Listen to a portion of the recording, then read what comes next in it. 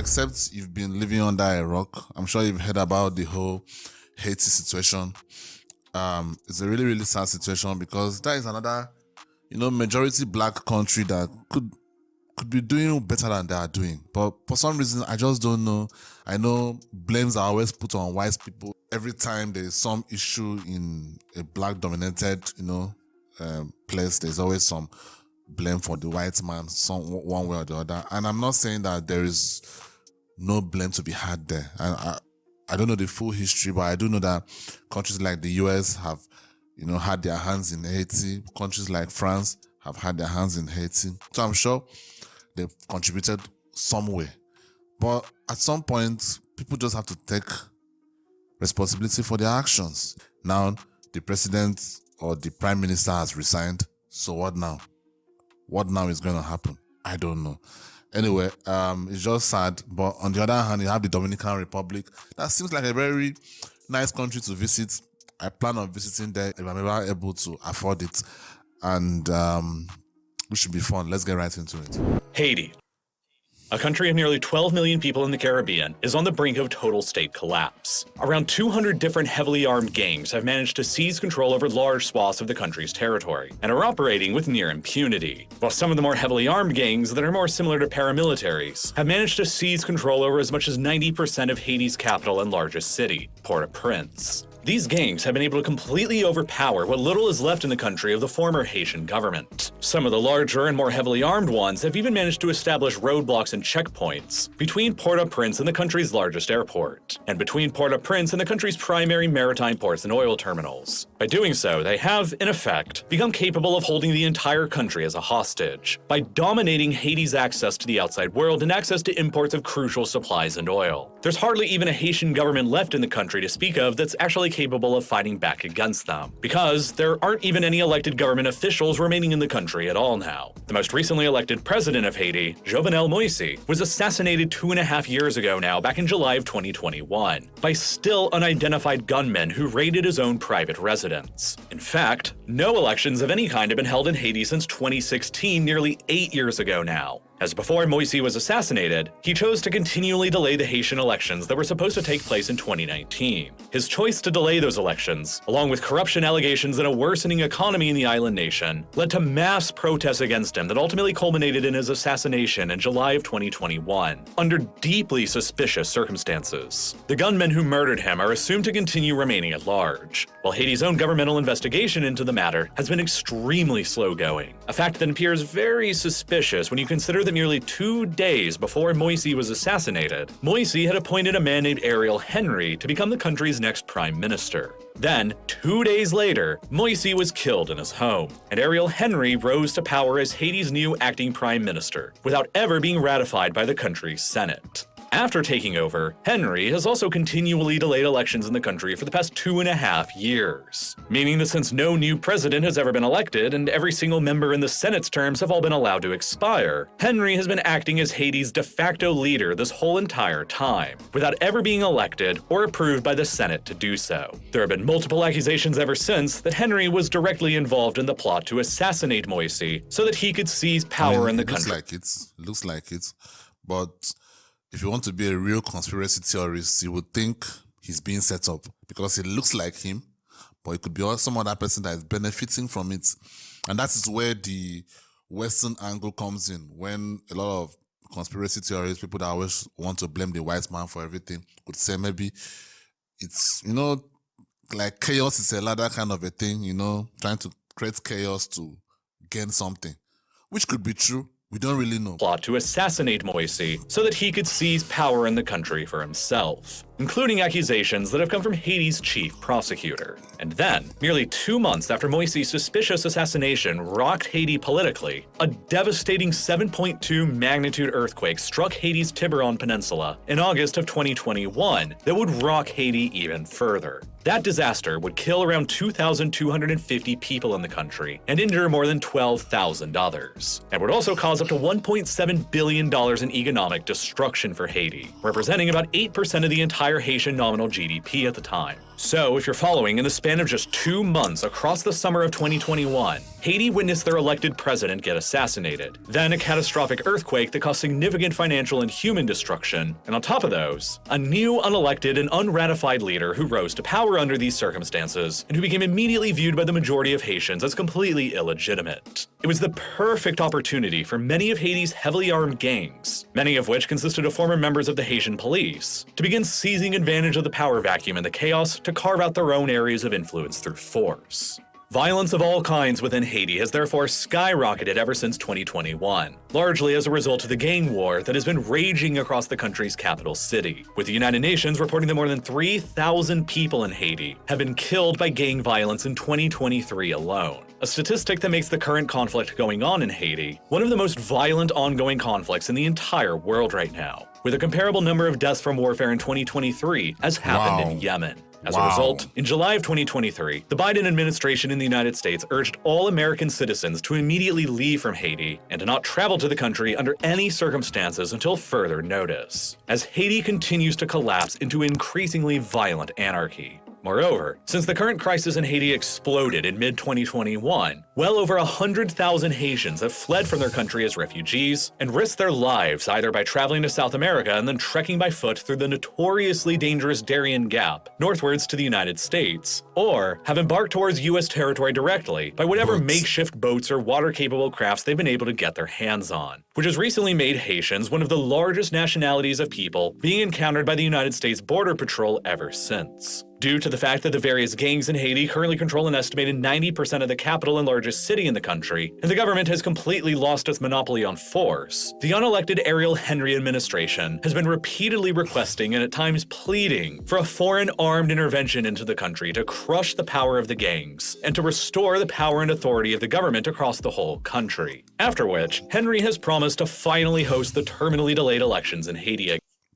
On the 2nd of October 2023, his frequent requests for this foreign intervention were finally granted, after the United Nations Security Council passed a resolution authorizing yet another armed intervention into Haiti. As the details currently stand now, as of December 2023, the United States will be largely funding the intervention with more than $100 million, while the East African nation of Kenya will be taking the lead of the intervention with boots on the ground. They will be deploying at least 1,000 of their own police officers and soldiers to Haiti, with the objective of destroying the gang's control over the capital and restoring the authority of the Haitian government. And they'll be assisted by smaller numbers of troops deployed from the neighboring Caribbean countries of Jamaica, the Bahamas, and Antigua and Barbuda. But this latest intervention into Haiti going on right now is only the most recent one in a very, very long history of foreign interventions into the country that have gone back centuries, none of which have ever succeeded in establishing the conditions to prevent another intervention from becoming necessary again in the future. Out of the past 108 years of history, going back to 1915, Haiti has seen the presence of foreign troops deployed to its soil for 41 of those years, or about 38% of the time, including very recently in 1994, and then again between 2004 and 2019, and soon to be yet again in 2023 and likely 2024 until who knows when. Always in the name of securing the peace in the country and achieving political stability, and yet never actually succeeding in doing so. The current crisis going on in Haiti is, however, arguably the worst in the country's entire modern history, as Haiti currently stands on the precipice of becoming the only truly failed state in the Western Hemisphere, on a par with the likes of Myanmar, Sudan, or Afghanistan, as measured by 2023's edition of the Fragile States Index. And as Haiti collapses further into anarchy and violence, and the United Nations intervention led by Kenya and funded by the United States comes to try and restore order to the country again, Haiti's only geographic neighbor by land right next door, the Dominican Republic, or DR, is building a new Great Wall along their entire length of shared border to separate themselves from the Haitians even more than they already are. The Dominicans began the wall's construction in February of 2023, as the gang war in Haiti was escalating, and when it's finished, it will be the second longest wall anywhere in the Americas, remaining only behind the length of the US-Mexico border wall. It'll be 4 meters high and made up of 20-centimeter thick concrete, and topped with metal mesh to prevent people from climbing over it.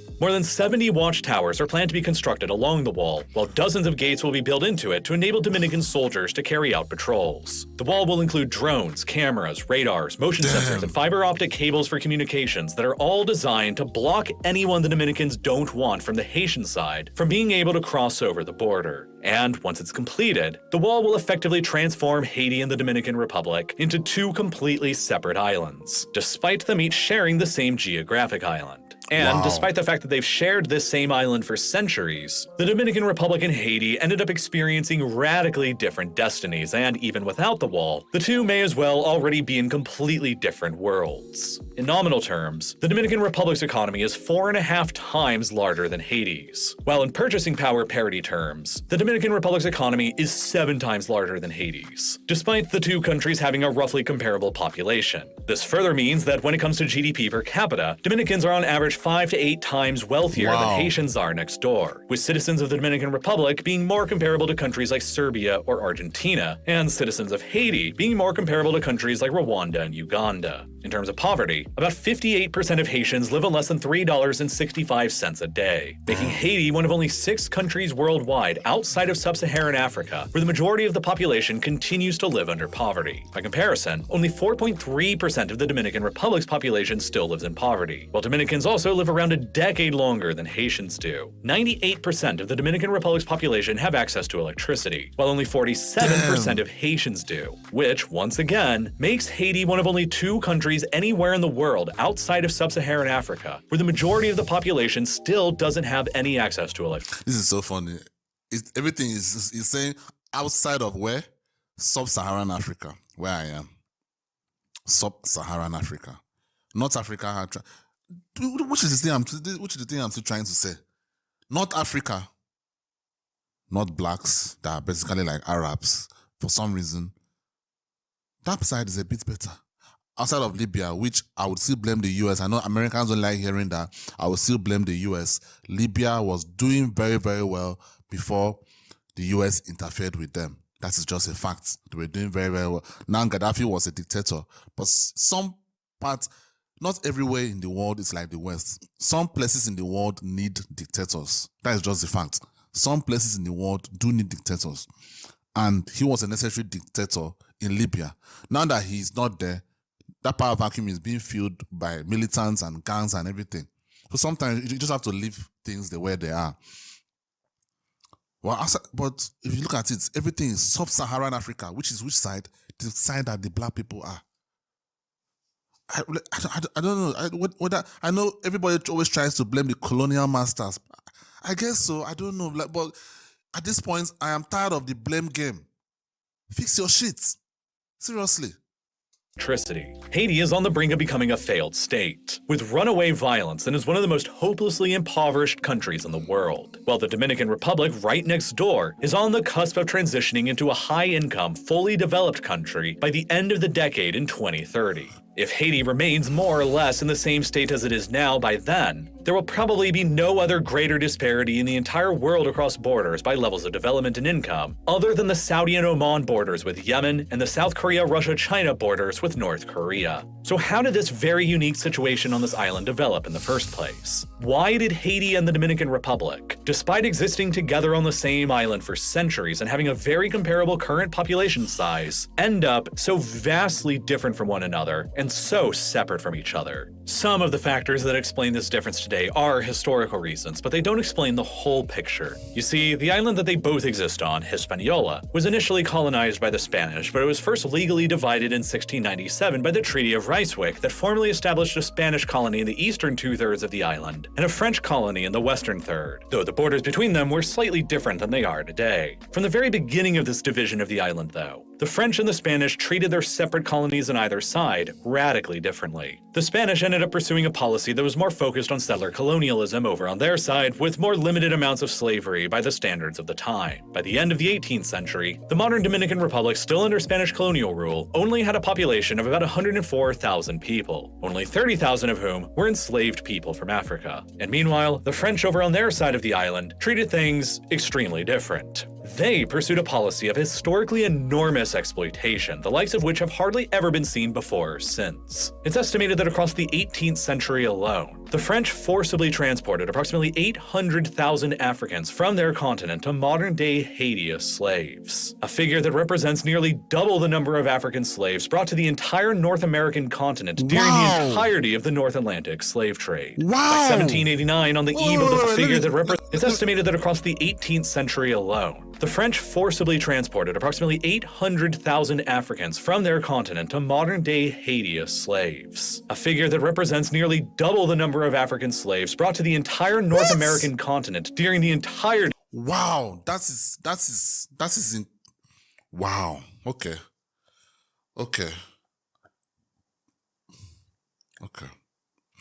So I can see where this story is going. So basically, because right now, obviously, unlike Dominican Republic, I see some mixed people. When I see videos of Dominican Republic, I see mixed people that are almost white, but they're not white, but they're, like, you get what I'm saying? They're almost like Spanish, like Latinos, like Brazilians, they're almost like that. But Haiti is all black, basically, all black. That's always been weird to me, because I know that these two islands, were colonized by France and Spain. I knew that. But it's always been weird to me that there was no semblance of the fact that there were white people ever in that island. So that leads me to, I guess, okay, yeah, Haitians were the first to actually fight against colonization. So after they defeated the French ran away. I guess so, right? So the French ran away and Haiti were let to handle themselves. Of the North Atlantic slave trade. By 1789, on the eve of the French Revolution, it's estimated that Haiti's population was around 556,000 people, which was a little more than 5 times the total population of the neighboring Spanish colonial Dominican Republic.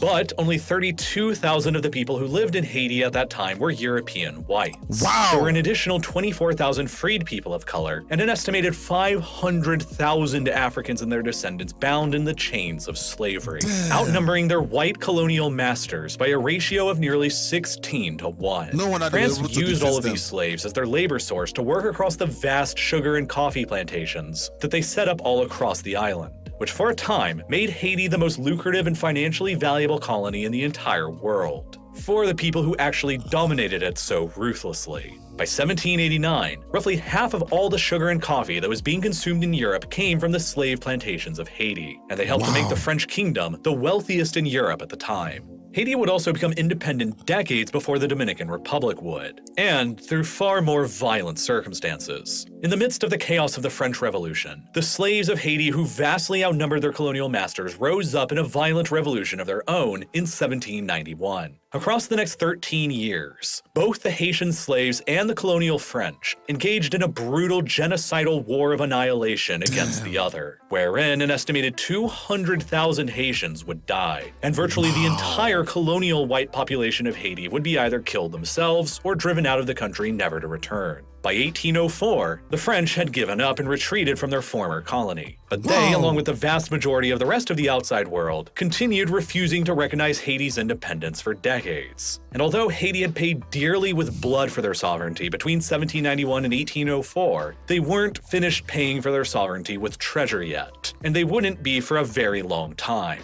In 1824, they weren't finished, and although Haiti had paid dearly with blood for their sovereignty between 1791 and 1804, they weren't finished paying for their sovereignty with treasure a very long yet, time ago. and they wouldn't be for a very long time.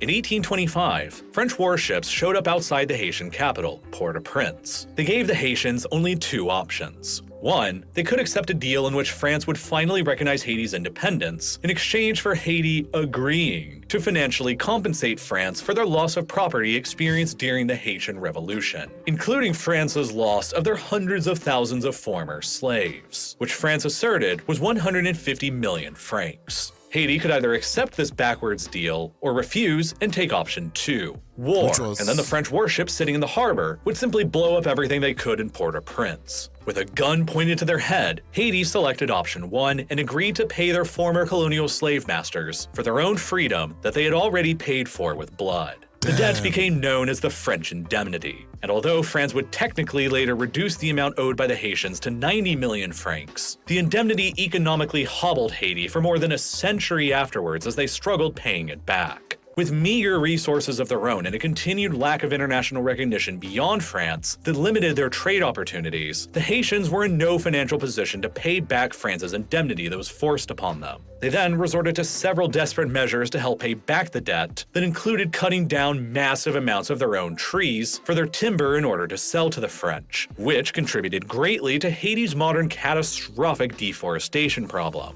And then, with no recognition by the United States or from other European powers, Haiti was then forced into taking out several predatory loans from French banks to help pay off their original 1825 indemnity that was forced upon them by the French government, which transformed their original debt into effectively a double debt. The original indemnity plus...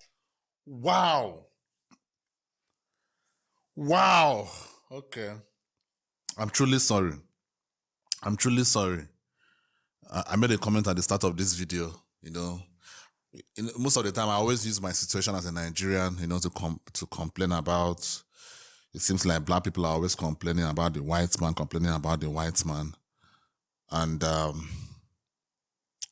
I do know that the French colonizers were probably like the most ruthless colonizers, compared to the British and the Spanish. I do know that. That is like, yeah, you basically have to just compare the French colonies, compare them to the British colonies. Just compare the two. Compare the two, or the Spanish colonies, if you want to go there.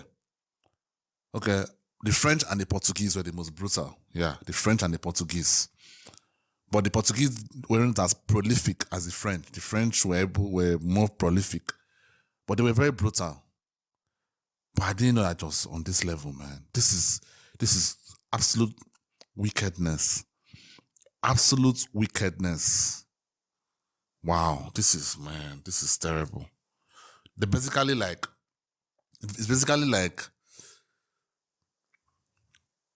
the mafia, basically, coming to tell you as a businessman, give me 50% of your profits. And if you cannot pay back, I'll double it. That means basically you cannot make any money. That's what the French were doing. This is horrible. And all those years of oppression and all that, it's no surprise that it's created a country of hardened, people, disenfranchised people who don't feel like they have any hope. Man. These people actually have a very sorry history, though. They actually have a very sorry history. Could you imagine? That is actually more than double of African slaves to that small island of Haiti compared to the US. What? This is mad. All of the interest on the loans that they were then forced to take out in order to pay the original indemnity. Haiti's government coffers remained depleted and empty for decades and decades as they continually made attempts to pay off this debt. And the French continually threatened to bomb their ports if they didn't pay. By the 1880s, the Haitian double debt was acquired by the modern CIC bank that is still headquartered in Paris today, while the payments continued. CIC created Haiti's first central bank in 1880, but it was a bank that they owned as a front for their own financial interests in Haiti. The central bank was owned by CIC instead of by the Haitian government itself. And then, the precursor of today's Citibank, headquartered in New York, acquired a stake in the Haitian central bank and the Haitian double debt in the early 20th century. By the 1920s, Citibank had bought out or outmaneuvered the other European shareholders in the Haitian central bank, and so all of Haiti's double debt repayments on the original 1825 French indemnity began flowing to Wall Street afterwards. Citibank was then able to use its control over the Haitian central bank to impose tens of millions of dollars of additional predatory loans on the country in order to service their original 1825 indemnity. A situation that American communists at the time described as transforming Haiti into an American slave colony. It wasn't until 1935 that the Haitian central bank gained its actual independence from Citibank. And it wasn't until 1947 that Haiti managed to finally pay off the double debt that had been originally imposed on them by France 122 years previously. In total, the Haitians ended up paying a total of 112 million francs on their double debt, or about $570 million in today's money. This siphoning off of Haiti's meager resources to banks in France and in the United States over more than a century prevented the Haitians from being able to use that money to invest in themselves with things like better infrastructure, education, or healthcare services. In 2022, the New York Times released a landmark investigation into the lasting legacy of this double debt forced upon Haitian society and concluded that had all of that money stayed within Haiti from the very beginning and was used for their own development and compounded over the past 2 centuries of history since then, it would have been worth a minimum of approximately $21 billion in today's money, and potentially as much as $115 billion by other estimates. After the Dominican Republic gained their own independence, they would never face this same kind of debt problem that was forced upon them by their former colonial overlords that lasted well into the mid-20th century. And so, they would have greater opportunities to invest resources into themselves from earlier on. But that's still only a part of the full explanation into how they became so different today in the 21st century. You see, the Dominican Republic achieved its first independence from Spain in 1821 under much better circumstances than Haiti achieved theirs from France. But immediately afterwards, Haiti decided to invade and conquer the Dominican Republic just the following year in 1822, wow. 3 years before the double debt was forced upon them by France. After the double debt was forced on them, the Haitians attempted to then force the Dominicans they had conquered to help pay it off by levying very high taxes on them. The Haitians would end up occupying the Dominican Republic for a total of 22 years as they attempted to incorporate the entire island under the rule of Haiti, an occupation that is remembered within the Dominican Republic today as a particularly brutal and dark period in their history that continues to negatively influence Dominican Republic-Haiti relations to this day. Eventually, the Dominican Republic was Wow. This is a very complicated history, man. It's a very complicated history. On one hand, I'm feeling sorry for them, for what they've been through with the French. But on the other hand, I'm like, this just shows that if you had power, you'd do the same thing. That's just what it shows. And that's why sometimes when I look at this whole colonialism of a thing, when people always, always blame the white man and all that kind of thing, I used to wonder, what if it was the other way around? What if Africans were the ones that had this technology, the guns, the everything? What if they were the ones that had this? What would they have done to Europeans? Considering the fact that Africans actually had way, way more resources than Europeans did, what would have happened? I've always wondered, though. I've always wondered. Some Africans would say, we are not wanderers. We wouldn't have tried to, wander around to look the way Europeans did. And that may be the case because we have resources here, so we didn't have the need to actually wander around like Europeans did. So maybe that would have been the case. But I just know, like, in my over 30 years of living in this world, what I've noticed is that human beings, when given power, for the most part, abuse it. For the most part. No matter who they feel like they are, most human beings, when given power, would try to abuse it. So I really do not know how Africans would have done if the shoe was on the other foot. And this just shows it here. Haitians were kind of battle tested. There were people that were able to fight off their colonial masters. So they were battle tested. The Dominicans had no chance. They literally had no chance. And they were able to invade and occupy the place. Something that the colonial masters would have also done as well. So, I no wonder that building a wall without even caring whatever happens there. If they let them die, they don't even care. Build that wall. Wow. Actually, the Dominican Republic was able to fight off their Haitian occupiers in 1844 after 22 years of control. But the Haitians refused to recognize their independence and would launch 4 more military invasions into the Dominican Republic until they were finally decisively defeated for good in 1856. It wouldn't be all the way until 1867 that Haiti would finally recognize the Dominican Republic's independence and abandon their ambition to dominate the entire island. From there, the two sides of the same island experienced fairly similar histories for a very long time. Although the Dominican Republic didn't have the same exact kind of debt issues that Haiti had, both were impoverished and politically unstable countries susceptible to violence and authoritarian dictatorships for decades. For a time, the United States even invaded and occupied both of them for very similar reasons, ensuring that both of their debts continued being paid to Wall Street. Citibank was able to convince the United States to invade and occupy Haiti in 1915, while the Dominican Republic was invaded and occupied by American troops the following year in 1916. For 7 years, the United States occupied the entirety of Hispaniola and meddled around with the border further to create the modern boundary between Haiti and the Dominican Republic that we know today. The United States withdrew from the Dominican Republic in 1924, but continued occupying Haiti for the next decade until 1934, representing a 19-year-long occupation of Haiti by the United States, and representing one of the longest foreign occupations in all of American history. All as Citibank was able to expand its economic control over the country and impose new predatory loans on the Haitian government in the process. Then, after the United States withdrew from both countries, the Dominican Republic and Haiti alike experienced long periods of authoritarian dictatorial rule that saw little economic progress being made for decades. The Dominican Republic came under the control of a former general named Rafael Trujillo in 1930, just 6 years after the Americans left the country, while Haiti eventually coalesced under the control of another dictator named François Duvalier in 1957.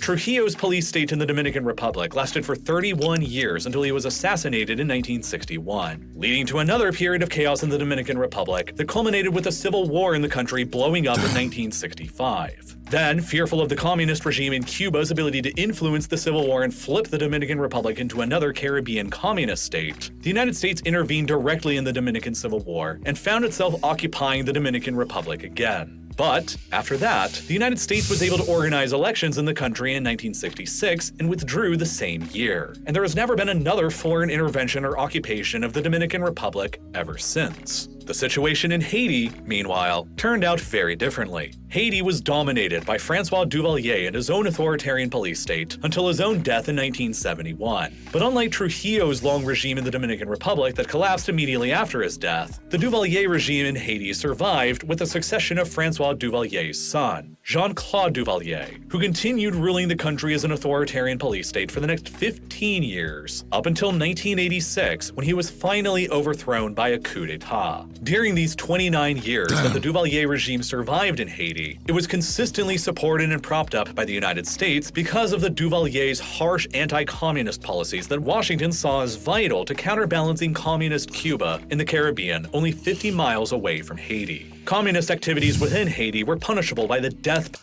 I would like to know what the Americans that watch me think about this. I've made some comments about Cuba in past videos, and I'm always, attacked for it. But at the end of the day, like I've always said, it's not like I'm castigating the US. I don't understand that every country is trying to do everything for their own personal interest. And I have nothing against that. I have absolutely nothing against that. You can have your personal interests, everything that's supposed to be in favor of your country. That is fine. And that was what the US were doing here, They didn't want communism, which was basically the Soviet Union. And it was really funny to me because when I look at the US now, it almost seems like some people actually want this communism now. Some people. I know people try to separate socialists to communists. In my opinion, I don't really see that much difference. Yeah, there's a little difference, but not that much. So there are some people that are like socialists in the US now. So, and they actually have like real power in Congress. So like, there have been fights against this communism thing because it was basically because of the Soviet Union, because it was the Soviet Union's system of government. So they were just trying to fight against it, whatever it took. And they did all these things. occupying here, jumping out here, coming back here, jumping out here, coming back here. I mean, it's ridiculous. Absolutely ridiculous. Wow. Now I see, again, I will apologize again. I'll probably apologize again before the end of this video. Haiti has really gone through it. I've really gone through it, and I jumped the gun because I'm just always angry about my situation in my country, and I blame the people in my country. I don't blame white people for it. And when I look around the world, it just seems like everywhere that black people are the majority, there's always some kind of underdevelopment for some reason, and it's always blamed on the white man. So sometimes I get tired of it, to be honest. When I hear that thing, every time, white man this, white man that, I get tired of it. Because in my mind, I'm like, fix your shit. There are some things that you could do differently, but you're not doing it. You just put the blame on the white man. So naturally, when I see things like this, I just my first reaction is like, this again, victimhood again. I'm done, I'm tired. Fix your shit. But this one, like, the victimhood is deserved. It is like, they've gone through it. And all that generational trauma from the time that they were slaves. Could you imagine outnumbering your colonizers by 10 to 1 probably, and that means one person was able to oppress 10 people. Do you know what force it takes for one person to be able to oppress 10 people? Do you know what the kind of force would be required for that? So I can imagine what they went through from that point to the next point, to the next point, to the next point.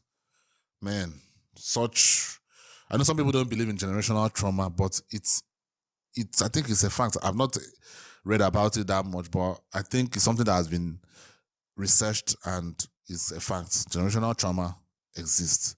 So that's why sometimes when Black Americans complain all the time, some part of me is like, again with the victimhood. But some other part will be like, they've gone through a lot. Yeah, they may be given all these welfare and everything to do better and all that. And people always say how immigrants from my country go to the US and succeed. People always use my country's immigrants as examples. And that is true. Nigerians, when they go there, because when we go to these countries, we look at my country and like, you have all these opportunities and you're complaining. But that is different because we are coming from Nigeria. It's a different mentality.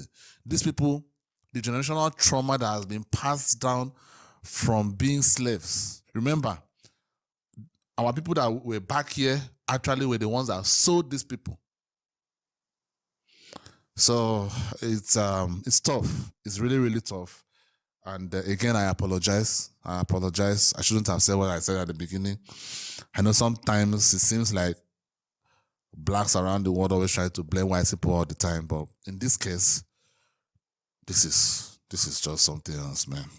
Penalty under the Duvaliers, and as many as 60,000 Haitians were killed by their secret police. So, ultimately, while the Dominican Republic emerged from their authoritarian dictatorship and civil war period in 1966, Haiti wouldn't end up emerging from their dictatorship period until 20 years later in 1986. Wow. And they've never been able to emerge from their chaotic period afterwards. Up to the point of 1966, when the Dominican Republic successfully held elections and the United States withdrew from the country, the Dominican Republic and Haiti were basically two sides of the same coin. Both were highly impoverished and underdeveloped with very similarly sized economies, very similar incomes, very similar population sizes, and both had been isolated from the outside world for decades because of long-standing authoritarian dictatorships and/or continuous political instability that had long scared away foreign investment. But then, things started changing for the Dominican Republic in the late 1960s and early 1970s, as the country began successfully reforming itself, becoming more democratic, more stable, and steadily opening up more to trade with the outside world. It's at this moment that when you compare the graphs of inflation-adjusted GDP per capita between the Dominican Republic and Haiti, that you begin to see the Dominican Republic finally start rapidly accelerating away from Haiti. And the strange part about this graph is that the absolute all-time high of Haiti's GDP per capita to date was actually back during the repressive Duvalier dictatorship period all the way back in 1980. Ever since then, for more than 40 years now, Haiti's GDP per capita has either decreased continually or remained largely stagnant, while the Dominican Republic's has continually exploded upwards. So, clearly, while deep historical factors have played a role in Haiti's crippling poverty and instability today, the very clear economic divergence between Haiti and the Dominican Republic didn't actually start happening until fairly recently after 1968. And there are probably many, many reasons for that. For one, foreign investors like investing in countries that are politically stable over ones that are not. And Haiti has continued being chronically unstable ever since 1986. After the repressive 29-year-long Duvalier regime was overthrown that year, the Haitian military established a transitional regime until the first open and free elections in Haitian history were held in 1990, which resulted in the first election of Jean-Bertrand Aristide, the first democratically elected leader of Haiti's modern history. However, he was only able to serve as the country's president for 7 months until September of 1991, when the military decided to launch another coup and overthrow him,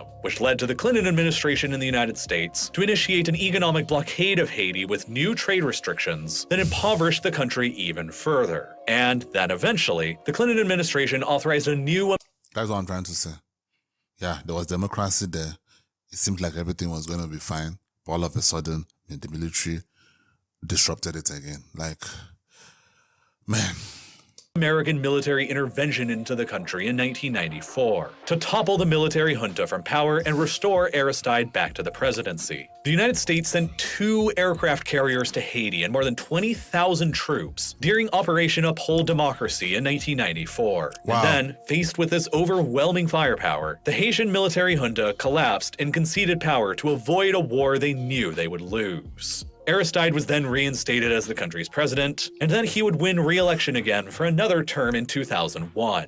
But then, after the United States military intervened to restore him to power, and after Aristide won his next election again in 2001, he would end up doing something that would really, really piss off both the United States and France. He didn't start committing massive human rights violations, he didn't start any wars, or start any trade disputes. What he did was far worse.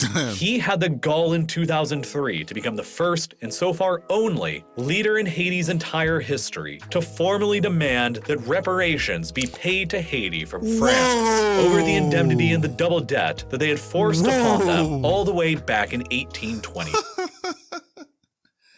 Okay, you crossed the line. You crossed the line there. You crossed the line there. Wow. This country's history is so complicated, man. So complicated. On one hand, you would say, just leave it. You are now free. You have democracy. Just focus. Then on one other hand, you'll be like, dude, these people basically like mafia'd you. Mafia'd you in the past. They have to pay for it. Wow. And this is another, word that goes on in the West when it comes to these reparations. I hear it all the time. In the US, what I always want to ask, what I always say in these situations has always been, who should pay for these reparations? Who should pay for it? That's always been my question. Like, I'm not totally against it. Like, those slaves worked for free. So I guess they should have been paid. But who will pay for it? Who? Like, if I were a white man in the US and I'm being forced to pay extra taxes to pay so that I can pay black people for slavery of over 400 years ago or 300 years ago, I'm going to go crazy. I would go crazy. So that's always my question. Who pays for that? Who pays for it? And some people could say maybe you don't have to tax people more. Some of those money that they send to Ukraine or send to Israel or send to all these other countries could be used for that. Maybe. I guess that's the better solution. But making people to pay more taxes to cover for it, that would be mad. That would be crazy. So it's a very Man, this video is so interesting because these discussions are always very, very dicey and it's controversial. It's controversial. And someone like me that is from Nigeria that doesn't really have a dog in the fight, I can talk a bit more freely about this. And I know I'm black, so some people may think I'm a bit biased about it, but I don't think I am, because if you've watched enough of my channel, you would know like I'm kind of very disappointed in this continent. I don't blame everything on the white man. I blame most of the things that I'm going through on people that run this country or people that are running other African countries. So, but on the other hand, man, this is, how dare he ask for reparations? How dare he? Formally demand that reparations be paid to Haiti from France over the indemnity and the double debt that they had forced upon them all the way back in 1825. Aristide demanded that France pay Haiti nothing less than $21 billion in reparations. No way. A figure that was at the time more than 4 times greater than the entire Haitian GDP. Within only months of him making this demand, far-right paramilitary rebels in Haiti began launching an extremely successful rebellion in the country. And some of these rebels had allegedly received previous training from US Special Forces. By February of 2004, these rebels had captured Haiti's 4th and 2nd largest cities, and they were beginning to lay siege to the capital, Port-au-Prince. As the rebels began breaking into and sacking the capital on the 29th of February, diplomatic security service officers from the United States arrived at the Haitian presidential palace. And what followed next between them is unclear and deeply controversial. According to most American government officials, Aristide chose to then voluntarily resign as Haiti's president and wanted to escape from the country as the rebels broke into the capital. He allegedly agreed to be transferred to Haiti's primary airport, escorted by US security personnel, where he then boarded a plane and was flown directly to the Central African Republic to live a new life in exile. However, there are tons of conflicting accounts as to what exactly happened. According to Aristide himself, the American officials who came to him on that morning pressured him into immediately resigning, saying that if he didn't, the rebels would break into the palace and murder him and his entire family. Aristide claimed that he was forced to resign, then kidnapped by American forces, taken at gunpoint to the airport, and then flown out without any knowledge of where he was actually going, where the French managed to convince the Central African Republic to accept him live on the plane as the events were continuing to happen, where he was then forcibly Wow. I actually believe this. I actually believe it. It is way more plausible. Way more plausible. I know Americans do not like to hear this, but it's way more plausible. I mean, you guys, you had this year, okay, let me not say, I don't know whether that is allowed on YouTube, but you have Kennedy, who was assassinated, and we all know all the rumors about how he perished. So you shouldn't be surprised that this could happen. Seriously. You shouldn't be surprised that this could happen. Wow, damn. This is so sad. And what is even sadder is that these so-called rebels are fellow Haitians. Fellow Haitians. You have a man here who was fighting for your reparations. Probably wouldn't have ever been paid, fine. But he was fighting for it. And you are, is it an or a? I don't know. You are a Haitian person. And you are rebelling against him. Why? Makes no sense. Like, this is what I'm trying to say. This is just what I'm trying to say. It just seems like... allegations from Aristide to happen, where he was then forcibly flown into exile against his will. These allegations from Aristide have also been pretty heavily supported by the actions of the Americans and the French that surrounded the timeline of his removal from power. Very notably, the United Nations Security Council, of which France and the United States are each permanent members, rejected an appeal from the Caribbean community on the 26th of February 2004 that would have sent international peacekeeping forces to Haiti to stop the rebellion before Aristide had actually resigned.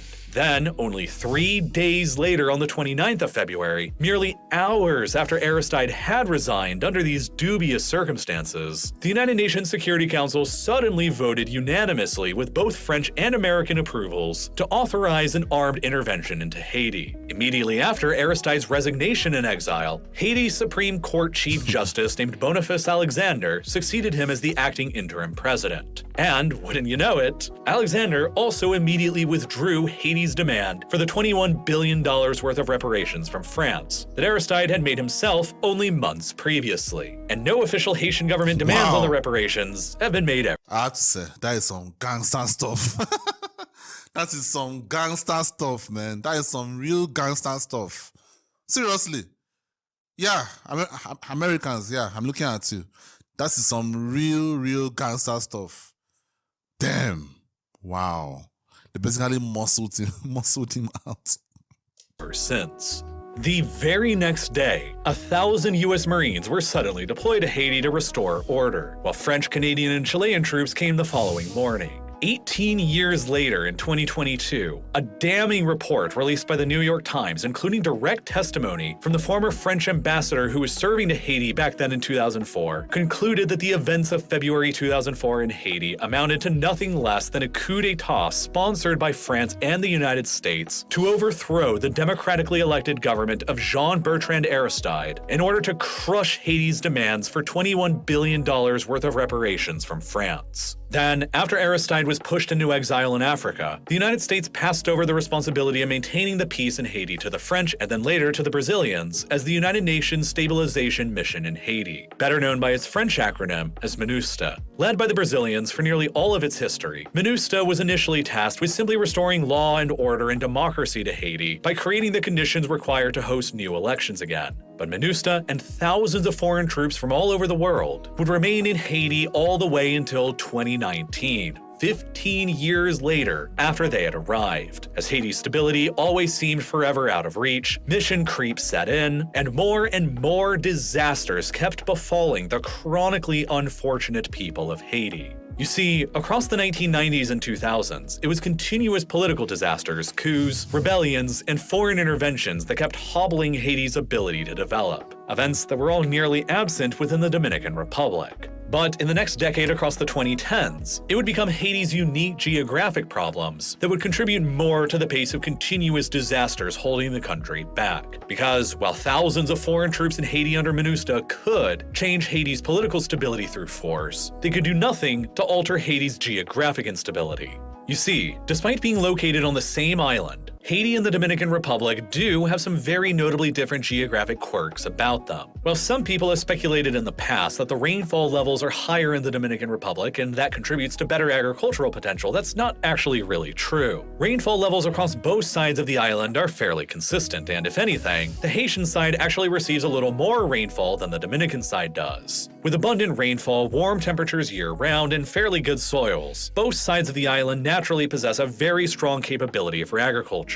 It's why Haiti was the epicenter of the global sugar and coffee industries back during the colonial era. Both sides of the island have also experienced very similar demographic growth rates since the start of the 1950s. In 1961, at the end of the Trujillo dictatorship in the Dominican Republic, Haiti's population was roughly 4 million, while the Dominican Republic's was about 3.4 million. 40 years later, by 2001, the Dominican Republic's population more than doubled to about 8.7 million, while Haiti's would roughly double as well to about 8.5 million. While both would keep on growing from there at similar rates to their current populations in 2023, of about 11.8 million people in Haiti and 11.3 million people in the Dominican Republic. However, despite the two having very similar levels of demographic growth and very similar total population sizes, Haiti is only about half of the Dominican Republic's geographic size, which means that Haiti has always been significantly more densely populated than the Dominican Republic has been. In fact, out of all the countries in the world today with more than 1 million people, Haiti is one of the most densely populated anywhere, with an average density that's roughly identical to the Netherlands. Other than little Barbados, Haiti is the most densely populated country in the Western Hemisphere today, with a significantly higher density than all of its immediate neighbors. But density all on its own doesn't imply poverty. In fact, higher population densities appear to correlate more with greater wealth generation worldwide, not less. Out of the top 15 densest countries with more than 1 million people in the world, roughly half of them are considered to be highly developed economies. Most of them are fairly middle of the road, and only 3 of them are considered to be least developed countries. And only Haiti among those 3 is located outside of sub-Saharan Africa, Within Haiti's unique geographic setting, however, higher population density works against it, in the sense that Haiti is also one of the most uniquely vulnerable locations in the world to frequent natural disasters of many different kinds. Both sides of Hispaniola are very frequently battered by tropical storms and hurricanes. Being that Hispaniola is placed in the Western Atlantic and the Caribbean, which is one of the most hurricane-prone locations in the world. Devastating and powerful hurricanes have rocked both Haiti and the Dominican Republic all throughout their histories. But Haiti has evolved over time to become more vulnerable to these storms for two very big reasons. First, Haiti's population is obviously far more concentrated than within the Dominican Republic, which makes them more vulnerable to higher levels of damage whenever these storms hit the island. And second, Haiti has a serious deforestation problem that the neighboring Dominican Republic simply doesn't have. Haiti cut down huge amounts of their forests to sell to the French and the Americans across the 19th and 20th centuries to help pay off their double debt. While more recently, it was eventually found that Hispaniola has practically zero coal, oil, or natural gas resources. And that's meant that for their entire modern histories, both Haiti and the Dominican Republic have had to import virtually the entirety of the fossil fuels that they've consumed. Wow. And both continue relying on these imports very heavily. Haiti continues to generate 80% of their electricity with these imported fossil fuels, while the Dominican Republic generates 85% of their electricity with them. And both continue to overwhelmingly rely on imported gasoline for their transportation sectors. But because the Dominican Republic has been a more politically stable source of foreign investment ever since the 1970s, the Dominican Republic has been able to attract greater foreign investment than Haiti has, and so they have a significantly more developed electricity grid than Haiti does. While the Dominican Republic's electricity grid is far from perfect and still subject to occasional blackouts, more than 98% of the Dominican population has regular access to electricity as of 2021, while only Something I don't have, at least. 47% of Haitians have regular access to electricity. Haiti is therefore one of only two Something we also don't have. 47% of my country having regular electricity. What? That is not possible. countries worldwide outside of sub-Saharan Africa where the majority of people still don't have any access to electricity. The only other one being Papua New Guinea and Oceania. And because of this, the majority of Haitians continue relying instead on burning wood for charcoal as their primary source of energy, which has also obviously exacerbated what was Haiti's already bad deforestation problem. As of 2023, it's currently estimated that because of these factors, only about 12% of Haiti's land continues to be covered by forest, which is down from about 60% forest cover only a century ago back in 1923. The neighboring Dominican Republic right next door, however, continues to have about 44% of its much larger landmass covered by forests. This huge difference between them becomes extremely evident when you look at the border between them today, which, even without the wall that's currently being constructed between them, is one of the most obvious political borders anywhere in the world to spot from the air or from space, because the Haitian side has virtually zero trees whatsoever, while the Dominican Republic side is still covered by thick forests. The trees literally begin and end precisely where the Dominican Republic begins and ends.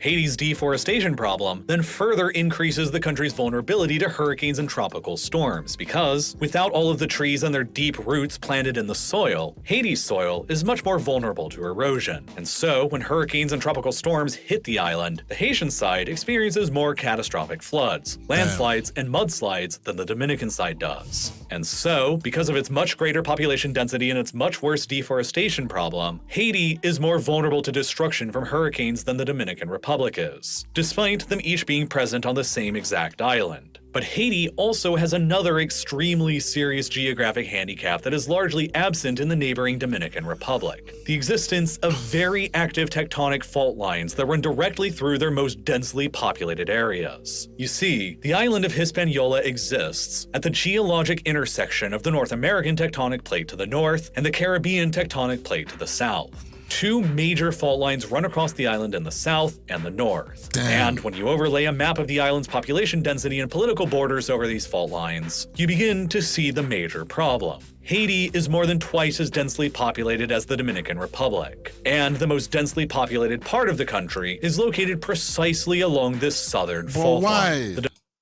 But why? Anyway, I'm sure when they created the capital, they didn't know that.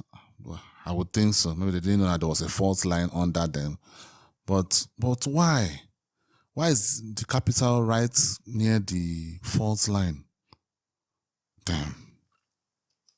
And the most densely populated part of the country is located precisely along this southern fault line. The Dominican Republic has a more spread out population, and the Dominican Republic's biggest city, Santo Domingo, is safely located in the southeast of the island, far away from both of the fault lines. And across recent history, this northern fault line has been the more dormant of the two, with very few notable events over the past several centuries. This has meant that the Dominican Republic's second largest city, Santiago de los Caballeros, has been spared from any very big earthquakes, just like the Dominican Republic's largest city has been as well.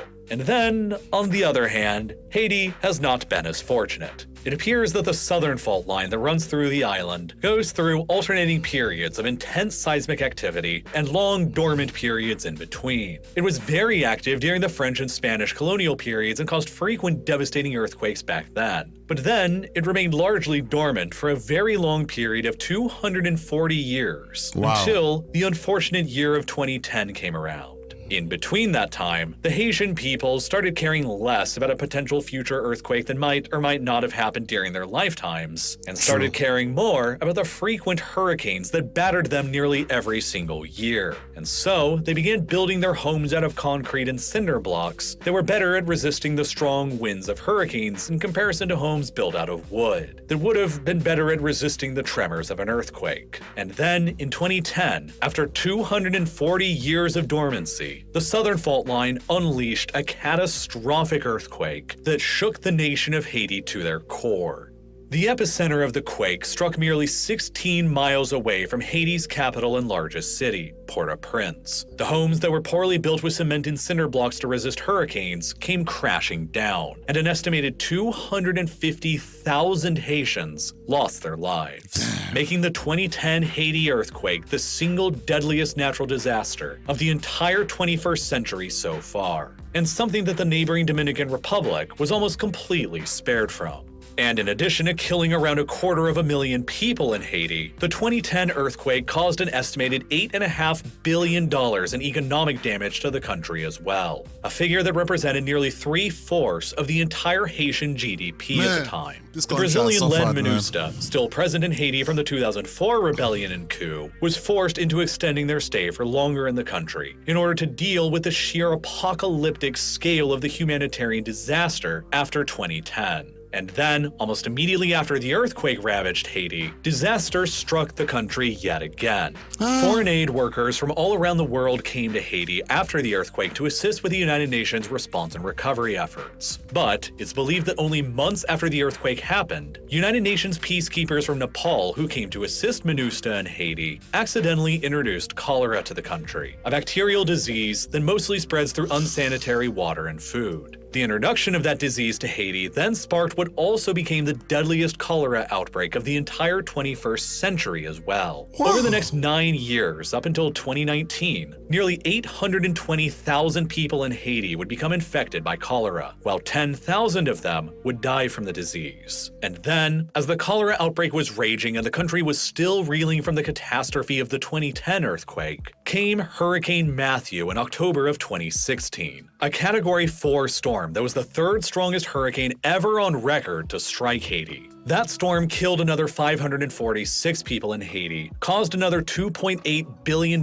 more in economic damages, destroyed more than 200,000 people's homes, and exacerbated the country's still ongoing cholera epidemic even further. MINUSTA would finally withdraw from Haiti in 2019 after 15 years of continuous presence in the country. But the lasting legacies of the 2004 US and French intervention in the country that overthrew the democratically elected president who had demanded reparations from France, and then MINUSTA's subsequent introduction of cholera to Haiti that killed thousands more, all combined to severely damage Haiti's trust in the rest of the outside world. While the failure after failure of the 1994 intervention and the 2004 to 2019 intervention to actually establish stability within Haiti left a bad taste in the mouths of the outside world as well, who didn't really want to try intervening in Haiti again. Haiti's last elected president, Jovenel Moïse, was elected in 2016 as MINUSTA continued remaining in the country. And that would ultimately end up becoming what is to date the final election that's ever been held in the country.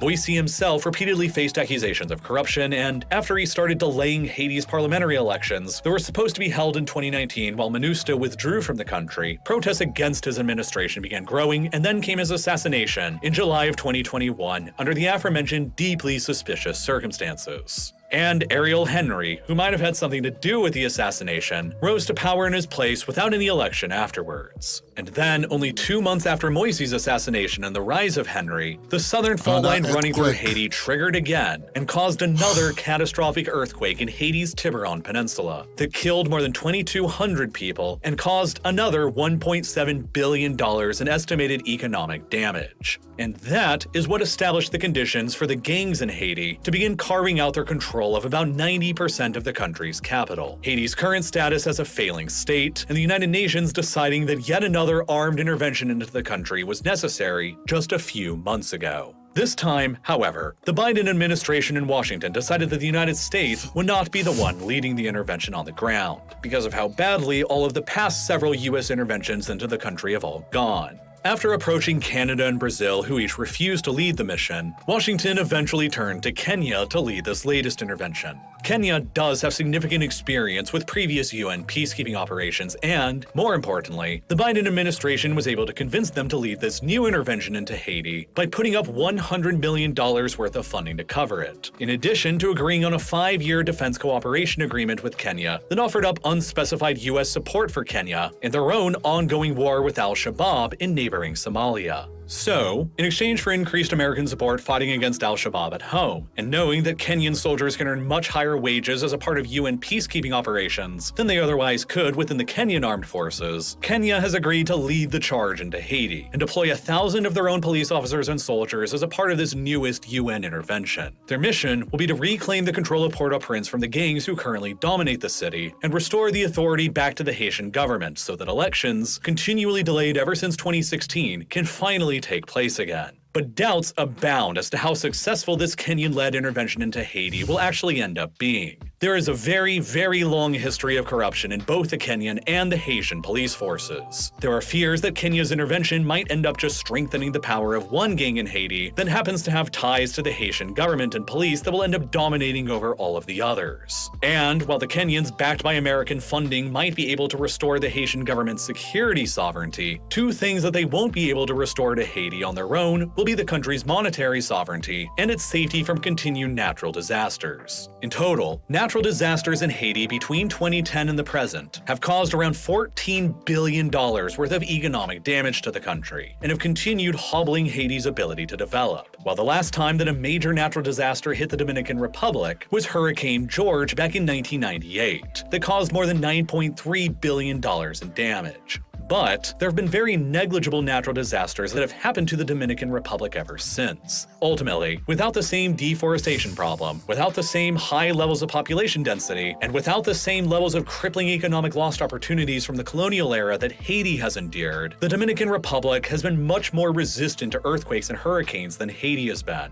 And with much less frequent catastrophic natural disasters and greater political stability, the Dominican Republic has been able to accomplish a lot of things recently that Haiti has never been able to do, like establishing an absolutely booming tourism sector. In 2022, more than 8.5 million tourists visited the Dominican Republic, making it the most popular tourist destination in the entire Caribbean, and even within the top 5 most popular tourist destinations in all of the Americas. Wow. Tourism now accounts for nearly 12% of the Dominican Republic's entire GDP, and it's become one of the country's leading industries. But Haiti, because of its terrible poverty, frequent disasters, and chronic internal instability and violence, has long struggled to attract the same levels of tourism as its neighbor. As recently as 2018, though, Haiti was still able to successfully pull around 1.3 million tourists to the country, and earned around $620 million in the process. But ever since the COVID-19 pandemic began and this most recent crisis in the country began in 2021, tourism to Haiti has crashed to a virtual standstill. That year in 2021, a mere 148,000 tourists visited Haiti,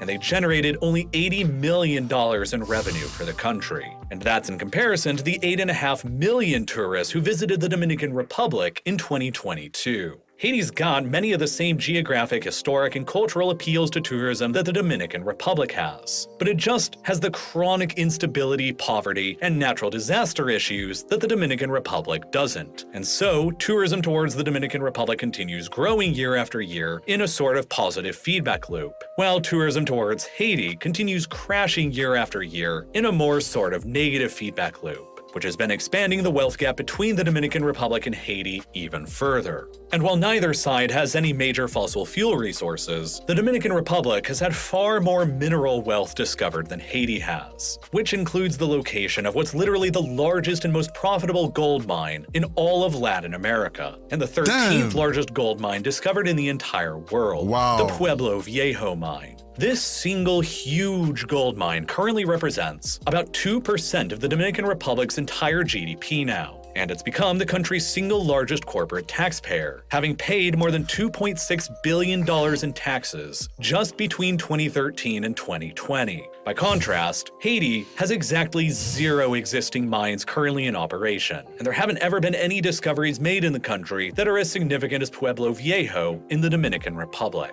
The Dominican Republic has been able to use their excess tax revenues from their booming tourism and mining sectors that are absent in Haiti to I would think that there's something under Haiti. I just feel like there's just so much instability. There's not enough time and enough, investments to actually find this resource. I think there should be some. There should be. Unfortunately, it will probably never be found if things continue this way. Reinvest aggressively into education, healthcare, and infrastructure in the country, which has then only compounded the Dominican Republic's economic advantages over Haiti even further. And this is all, in a nutshell, why the Dominican Republic has become so much more prosperous than Haiti has. And with yet another foreign intervention into Haiti looming, it's unclear what, if anything, could end up fixing Haiti permanently in the future. Some arguments have been made that in order to fix Haiti for good, the country's economic sovereignty should be finally restored to it, at the same time as the country's security sovereignty is restored. The argument goes that the French government who initially extorted Haiti with the indemnity in 1825, along with the American government and the banks like CIC and Citibank who profited off of the indemnity later, should finally honor the demands made by Jean-Bertrand Aristide in 2003 by setting up a reparations payment to Haiti totaling $21 billion. An amount... I mean, if you look at it, is it really that hard to do? I mean, is it really... The US has sent what? Over 100 billion to Ukraine. And I'm not saying Ukraine's issues are not valid, but at the end of the day, Ukraine is not in NATO, so it's not like the US had to do that. And so they chose to do it because they're trying to, not make Putin to win. Basically, that's just what it means. I don't know. I know France is not really rich these days, but man, I don't think $21 billion is that much. Seriously, like, you actually did extort these people. You actually did. And like I said, the reparation thing is a very dicey situation because I always ask who pays for this. That has always been my question. Who pays for this? But just take it out of your tax. Like the normal thing. You guys people send money all over the place normally. So just take it out, 21 billion. And now I'm not saying that this country seems so unstable. I just still think with the gangs and everything, I think that money is just going to be shared among them. That's just that. Like, I don't think they're going to really do anything with it, to be honest with you. I don't know. I just don't think so. So the whole thing is just so confusing because I don't think they will do anything. But some part of me is also saying, pay these people. I don't really know, man. I don't know. The country is so sad. That is still greater than the entire Haitian GDP. Without it, they argue, Haiti will continue not being able to invest in themselves and develop themselves. And they'll continue being a politically unstable and violent open wound on the Earth's surface that continues causing expensive problems for all of their neighbors down the road, like the Dominican Republic's new border wall, in addition to the hundreds of thousands of refugees fleeing towards the United States that Washington will keep having to deal with. if this next intervention into Haiti only restores the government's sovereignty in a security sense, and not in an economic sense with the reparations, then future costly international interventions into Haiti might continue becoming necessary, as they've ultimately proven to be after every single previous intervention that never attempted to make right the historical wrong done to Haiti in the first place. But the last time that a Haitian head of state demanded these reparations in 2003, it seemingly resulted in a US and French-sponsored coup, his own forced exile to another continent, and 15 years worth of foreign troops on their territory that apparently accomplished so little in all that time that more foreign troops are going back to the country again only 4 years after they left. And, as a result, the future of Haiti has arguably never been in more doubt than it currently is. While the Dominican Republic's future is bright enough that it will likely emerge as a fully developed country by the end of the decade, with a wall resembling a fortress that will separate itself from the completely different universe that will exist over on the island's other side. A frontier that could eventually become as starkly different as the one separating South Korea from North Korea is today. And just like how the Korean peninsula produced two very different outcomes today, so too has the island of Hispaniola, for a very, very complex variety of reasons. Wow, that was a long and sad one. A really long and sad one. My earlier comment was misplaced. Though I think there's some blame to be given to the Haitians in general, because at the end of the day, just like the coup that the US and France did, they wouldn't have done it without fellow Haitians helping out. And this man that was asking for reparations for your country, you organized a coup to take him out. And someone could say, well, it wasn't their fault. The US and France were behind it. At the end of the day, people just have to take responsibility, take accountability. The US and France didn't come with troops to do that. Yeah, they may have given you money, given you weapons, told you one or two things that made you believe that they would do this and do that for you. But at the end of the day, you were the ones that took out a president that actually made demands to help your country. And that notwithstanding, the history of this country is so sad. I thought my country was sad, but this country has gone through a very, very sad history. My country's sadness and unfortunate situation is mostly self-inflicted. I would put it at 95%, and just keep the remaining 5% for the colonial masters, so that people will not say, oh, I say everything. No. And let me just give them 5%, or give them 5%. Maybe they could have left Nigeria.